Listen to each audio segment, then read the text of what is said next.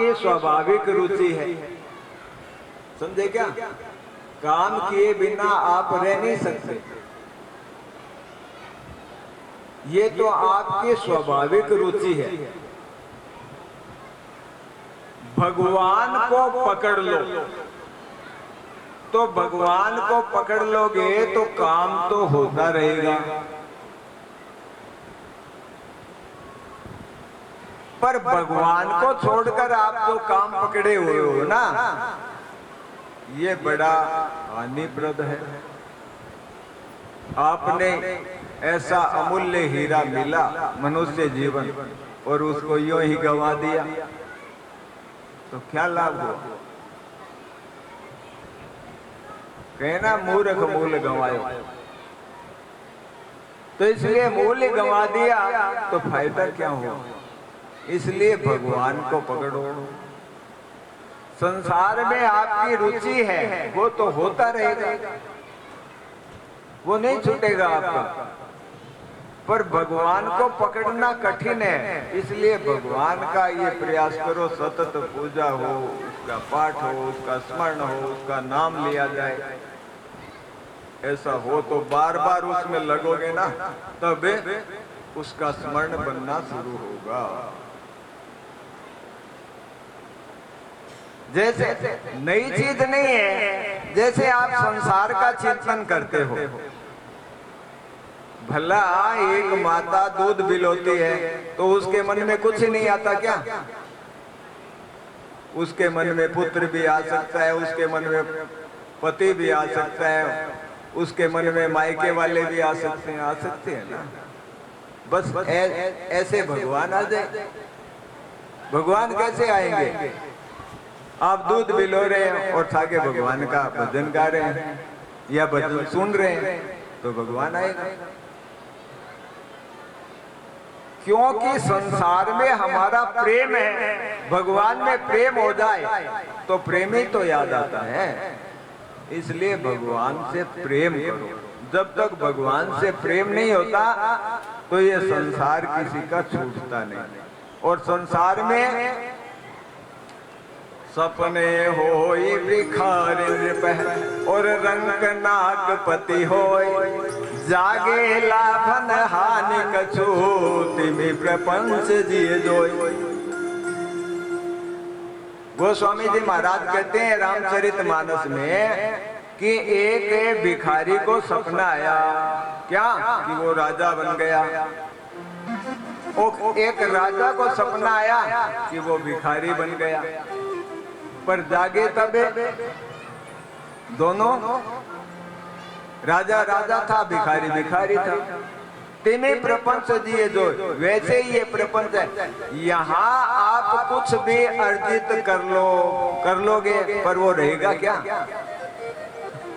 रहे तो नहीं गा ना, साथ तो नहीं चला। और जो कमाई साथ ही नहीं चले वो किस काम की?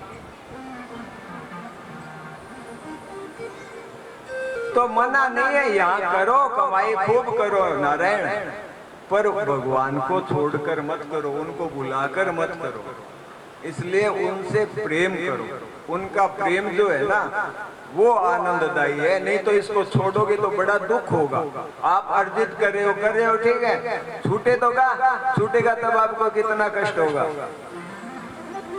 और भगवान का भजन किया है तो फिर दुख नहीं होगा, फिर करते करते छूट जाएगा।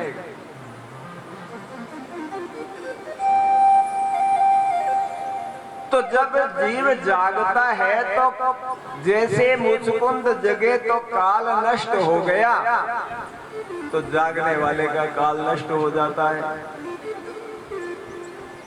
मुचकुंद राजा उठे और उठकर देखा तो भगवान को सामने देख रहे हैं। बोले ये जो जल के भस्म हो गए ये कौन था? तो भगवान ने बताया और अपने बारे में भी बताया। और ये मुचकुंद कौन थे? मानधाता के पुत्र थे, सूर्यवंशी राजा थे। इन्होंने देवताओं के लिए राक्षसों के साथ युद्ध किया। जब विजय हुई देवताओं की तो उन्होंने कहा कि वरदान मांगो। तो ये बोले मैं बड़ा थका हुआ। तो बोले राजन आप सो, आपको जो जगाएगा वो नष्ट हो जाएगा। तो भगवान को तो ये पता था, इसलिए यहाँ ले आए उसको। अब इधर से जरासंध है, वो आया तो जरासंध ने क्या किया कि वो बड़ा पंडितों का भक्त था, अनुष्ठान करवाता ही रहता था। अब की बार क्या किया उसने, गायों को और पंडितों को आगे करके लाया कि चलो आगे, आपको बहुत दिन हो गए माल खाते हुए। तो अब आगे वो थे, तो भगवान किस पर आक्रमण करें, इसलिए भगवान वहां से दौड़ पड़े। इसलिए भगवान का नाम पड़ा रण छोड़। बोलिए रण छोड़नाथ की जय। भगवान वहां से भागते भागते जा रहे हैं और प्रवत्सर नाम का पर्वत था, उस पर चढ़ गए बलराम जी और भगवान। वहां पर निरंतर भक्ति की वर्षा होती रहती है, वो प्रवर्सन है। उसने अपनी सेनाओं से चारों ओर लकड़ियां डाल के आग लगवा दे, पर भगवान तो वहां से कूद के अपने द्वारिका में चले गए। उसने सोचा चलो काम तमाम हो गया, और वो लौट गया। इस तरह से 18वें बार जरासंध है वो जीत गया। अस्तो श्री राधे गोपाल भज मन श्री राधे, श्री राधे गोपाल भज मन श्री राधे, श्री राधे श्याम राधे, श्री राधे श्याम राधे, श्री राधे गोपाल भज मन श्री राधे, श्री राधे गोपाल भज मन श्री राधे, श्री राधे श्री राधे, श्री राधे श्री राधे, श्री राधे गोपाल भज मन श्री राधे, श्री राधे गोपाल भज मन श्री राधे। बोले श्री कृष्णचंद्र भगवान की। विदर्भ देश में कुंडिनपुर में एक भीष्मक नाम के राजा था। उनके पुत्री का नाम रुक्मिणी था और उनके रुक्मी नाम का एक बड़ा पुत्र था और भी 4 पुत्र थे। इस प्रकार रुक्मिणी जी ने नारद जी से भगवान के बारे में सुना था, इसलिए वो भगवान श्री कृष्ण से विवाह करना चाहते थे। पर रुक्मी जो है उसका भाई, वो उसका विवाह शिशुपाल से करना चाहता था, क्योंकि वो कृष्ण के विरोधी थे। भीष्मक है, यद्यपि वो चाहते थे कि रुक्मिणी का विवाह श्री कृष्ण से ही हो। तो अब ऐसे में क्या हुआ कि रुक्मिणी जी ने देखा कि मैं तो मन से भगवान श्री कृष्ण का वर्ण कर चुकी हूं, अतः मेरा विवाह तो उनसे ही होना चाहिए।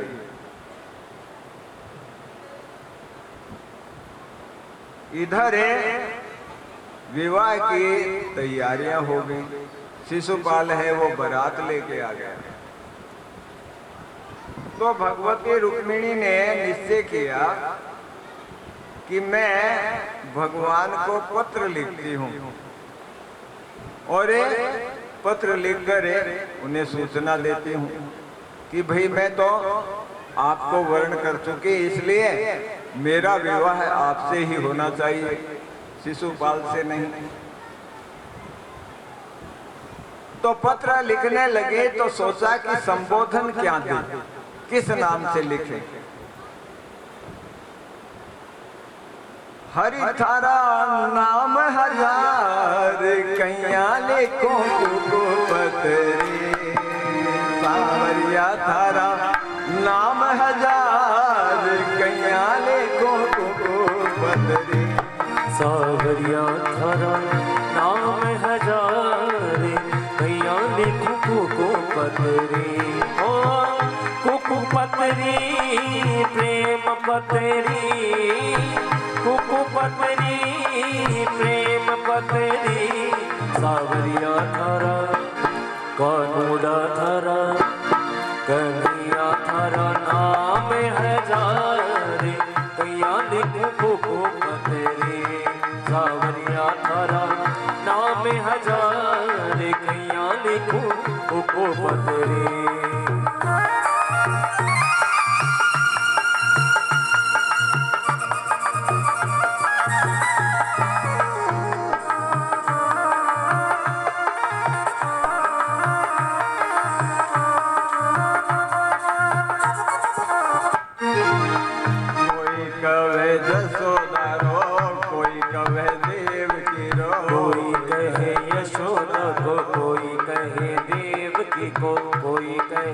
यशोदा को कोई कहे देवकी को, कोई कवे नंद जी रो लाल, कैया लिखूं कुकु पतरी।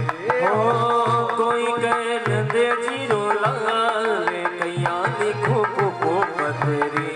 ओ कुकु पतरी प्रेम पतरी, कुकु पतरी सावरा प्रेम पतरी। कन्हैया तेरा कानूड़ा तेरा, कन्हैया तेरा नाम हजार, कैया लिखूं कुकु पतरी।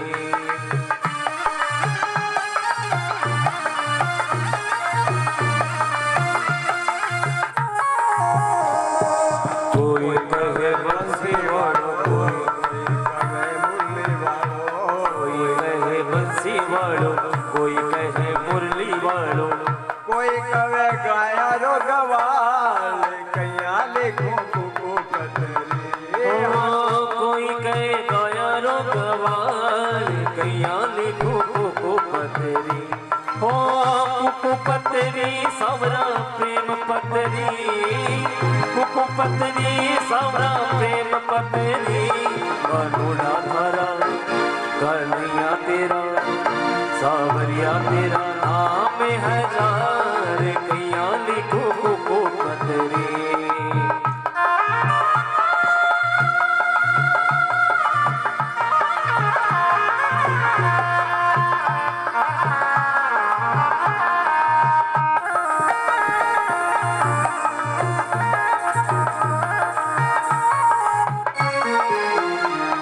कोई कवे मथुरा वालो, कोई कवे गोकुल वालो, कोई कहे मथुरा वालो, कोई कहे गोकुल वालो। कोई कवे द्वारका रो नाथ, कैया लिखूं कुकु पतरी। ओ कोई कहे द्वारका रो नाथ, कैया लिखूं कुकु पतरी। सावरिया थारा हजार, कैया लिखूं कुकु पतरी। ओ कुकु पतरी सावरा प्रेम पतरी, कुकु पतरी सावरा प्रेम पतरी। कन्हैया तेरा कानूड़ा तेरा, सावरिया तेरा नाम हजार, कैया लिखूं कुकु पतरी।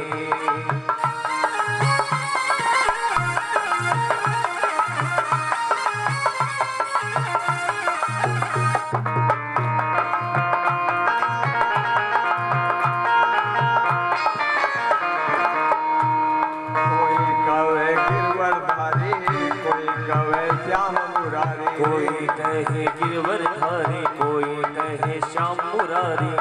कोई कवे मदन गोपाल, कैया लिखूं कुकु पतरी। ओ कोई कवे मदन गोपाल, कैया लिखूं कुकु पतरी। ओ सावरिया थारा नाम हजार, कैया लिखूं कुकु पतरी। कन्हैया थारा नाम हजार, कैया लिखूं कुकु। बोले श्री कृष्णचंद्र भगवान की। तो भगवती रुक्मिणी ने पत्र लिखकर श्रुत्वा गुणान भुवन सुंदर श्रृण्वताम ते, निर्विश्य कर्ण विवरे हरतोंगतापम रूपम दृशाम दृश्यमताम अखिलार्थ लाभम त्वय्यच्युता विशति चित्तम पात्रपम ते।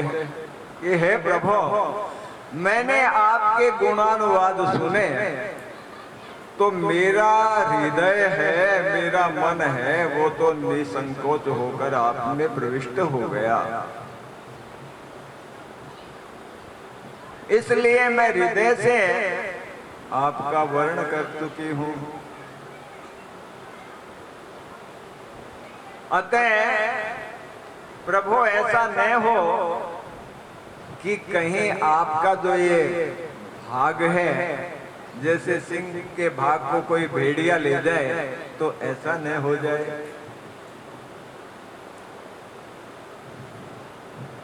फिर भगवती उसमें ये भी लिखती है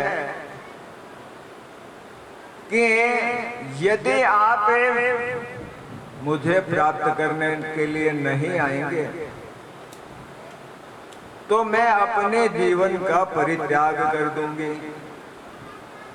क्यों कि कोटि जन्म लगी रगर हमारी, कोटि जन्म लगी रगर हमारी, बरहु संपुन तो रहूं कुमारी, बरहु संपुन तो रहूं कुमारी, बरहु संपुन तो रहूं कुमारी। जैसे भगवती पार्वती जी हैं, वो भगवान शिव के लिए तपस्या कर रही थी, तो सप्त ऋषि वहां गए और जाकर उन्होंने पूछा कि आप किसके लिए तप कर रही हैं? तो भगवती ने बताया कि देखो, मैं तो पानी के ऊपर भीत उठाना चाहती हूँ, दीवार बनाना चाहती हूँ। कि क्या चाहती हो? कि मैं भगवान शिव से विवाह करना चाहती हूँ।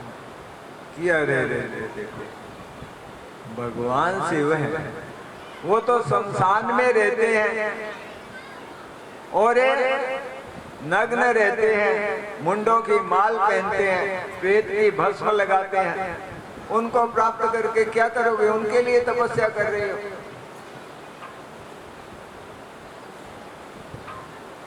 तो भगवती ने कहा, सप्तऋषि कहने लगे कि इससे तो अच्छा वर आपके लिए हम बताते हैं कि बताओ। बोले इससे अच्छा तो भगवान विष्णु है, उनका वर्ण करो, आपको वर्ण ही करना है। तो भगवती जगदम्बा बोली कि महादेव अवगुण भवन और विष्णु सकल गुण धाम, जेहि के मन रम जेहि सम तेहि तेहि सन काम। कि चाहे भगवान शिव संपूर्ण अवगुणों की खान ही क्यों न हो और विष्णु संपूर्ण गुणों की खान हो, पर मेरा तो मन भगवान शिव से लग गया, इसलिए मुझे तो भगवान शिव से ही काम है। चाहे करोड़ों जन्म ही क्यों न बीत जाए, पर मैं विवाह करूंगी तो शिव से ही करूंगी और किसी से नहीं करूंगी। तो इसी प्रकार से भगवती रुक्मिणी कहती है कि प्रभु आप यदि नहीं आओगे तो मैं अपना ये जीवन है ये समाप्त कर दूंगी। अब सुदेव नाम के ब्राह्मण थे, उनको पत्र दिया, वो पत्र लेकर द्वारिका गए। द्वारिका जाकर भगवान कृष्ण से मिले और जाकर उनको सारा समाचार हालचाल बताया कि इधर से शिशुपाल जरासंध आदि राजा हैं, वो सेना लेकर सब तैयार होकर आ गए। अब भगवान ने सोचा कि भगवती का प्रेम मेरे साथ है, तो इसलिए मैं उसका वर्ण अवश्य करूंगा। और वो ब्राह्मण की खूब सेवा शुश्रूषा की और फिर रथ पर बिठाया और रथ पर बिठाकर भगवान उसी समय चल पड़े, क्योंकि समय तो था ही नहीं। जब भगवान वहां पर गए तो राजा ने देखा, विदर्भराज ने तो उनका बड़ा आदर सत्कार किया, रहने के लिए स्थान दिया। लोगों ने वहां देखा, विदर्भ की जनता ने, कुंडनपुर के लोगों ने तो कहा कि देखो हमारी जो राजकुमारी है उनके लिए तो ये ही उपयुक्त वर है।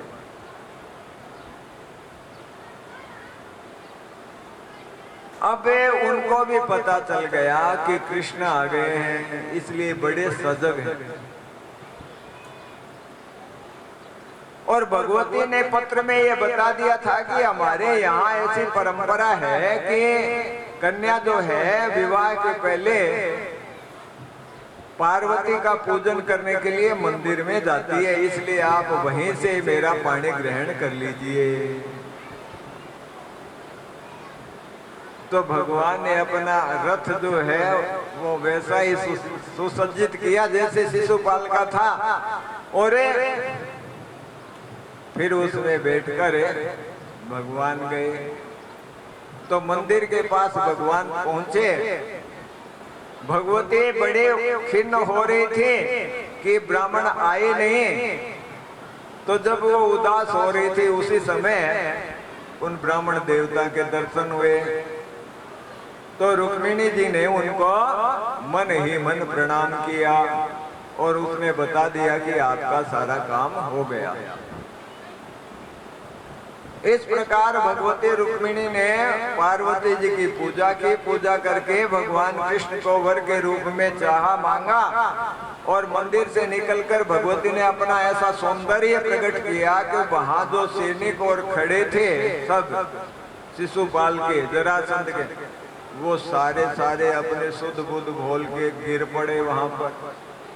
भगवान ने रुक्मिणी जी का हाथ पकड़ा और रथ में बिठाया और रथ लेकर वहां से चल पड़े। इधर जब बलराम जी को पता चला कि कन्हैया चले गए हैं तो वो वहां पीछे पीछे आए। और अब उनका, बलराम जी का, जब उनको पता चला कि कृष्ण है, उन्होंने रुक्मिणी का हरण कर लिया तो उनके साथ बड़ा युद्ध हुआ। युद्ध में सारे परास्त हो गए, पर जो रुक्मी था उसने कहा कि मैं तो इनका पीछा नहीं छोड़ूंगा। और भगवान ने उनको युद्ध करते हुए पकड़ा, रथ से बांध लिया, रुक्मिणी जी ने छुड़वा दिया और फिर वो वापस घर नहीं गए और बीच में ही उन्होंने नगर बसाया और वहीं रहने लगे। भगवान ने रुक्मिणी जी को द्वारिकापुरी ले गए। वहां पर दो दल बन गए, एक कन्या पक्ष और एक वर पक्ष, और इस तरह से वहां भगवती रुक्मिणी जी का विवाह संपन्न हुआ। बोले लक्ष्मी नारायण भगवान की। ये भगवती रुक्मिणी साक्षात लक्ष्मी ही है। इस प्रकार ये भगवान के विवाह का प्रसंग है। भगवान का दूसरा विवाह जाम्बवती से, तीसरा सत्यभामा से, चौथा कालिंदी से, पांचवा मित्रविंदा से, छठा नागनिजिति से, सातवां भद्रा से और आठवां लक्ष्मणा से हुआ। ये 8 भगवान की पटरानियां हैं। ये अष्टधा प्रकृति है। भूमि रापो नलो वायु खम मनो बुद्धि रेवच अहंकारम इति में भिन्ना प्रकृति रष्टधा। भगवान कहते हैं गीता में कि अर्जुन मेरी 8 प्रकार की ये प्रकृतियां हैं। तो ये अष्टधा प्रकृतियां भगवान की पटरानियां हैं। फिर भौमासुर नाम का एक राक्षस था, उसने यहाँ 16,100 युवतियों को कारागृह में डाल रखा था। और उसने देव माता अदिति का कुंडल और कुछ देवताओं की और चीजें भी उसने हड़प के अपने पास रख रखी थी। तो भगवान सत्यभामा के साथ गरुड़ पर बैठ कर वहां गए और वहां उसे भौमासुर का वध किया और उन्हें युवतियों को कारागृह से मुक्त किया। जब उन्होंने देखा भगवान श्री कृष्ण को तो उन्होंने मन से भगवान कृष्ण का ही पति रूप में वर्ण कर लिया। तो भगवान ने अपने उतने ही स्वरूप बनाए और सबको गरुड़ पर बिठाकर अलग अलग अपने वहां द्वारिकापुरी में ले गए। ये 16,000 क्या है कि देखो वेद में 1,00,000 मंत्र हैं, जिसमें 80,000 मंत्र हैं वो कर्मकांड के हैं और 16,000 मंत्र उपासना के हैं और 4,000 जो मंत्र हैं वो मंत्र सन्यासियों के हैं, ज्ञान के हैं, उपनिषद के रूप में। तो इस प्रकार ये उपासना की जो ऋचाएं थी वो ही ये कन्या है और उपासना ही भगवान का वर्ण करती है। तो इस प्रकार भगवान के कितने विवाह हुए? 16,108। बोलिए लक्ष्मी नारायण भगवान की जय हो। फिर देखो कथाएं बहुत है नारायण, पर हमें थोड़ा सा सुदामा चरित्र है वो देखेंगे, समय कम है तो इसलिए राजा परीक्षित ने भगवान के भक्त का चरित्र सुनने की जिज्ञासा प्रकट की। तो सुखदेव जी ने सुदामा जी का चरित्र सुनाया। वो कहने लगे कि देखो ये इंद्रियां हैं, जब ये इंद्रियां भक्ति के अंदर ही लीन रहती है तब जीव का उद्धार होता है। नेत्रों से भगवान का दर्शन करें और कानों से भगवान की कथा सुने, जीवा से भगवान का नाम गुणानुवाद गाए और मन से भगवान का चिंतन करें। पैर है वो भगवान की परिक्रमा करें, हाथ है वो भगवान का की सेवा करें। इस तरह से जब प्रत्येक इंद्रिय भगवान की सेवा में लग जाती है तो जीव का उद्धार हो जाता है।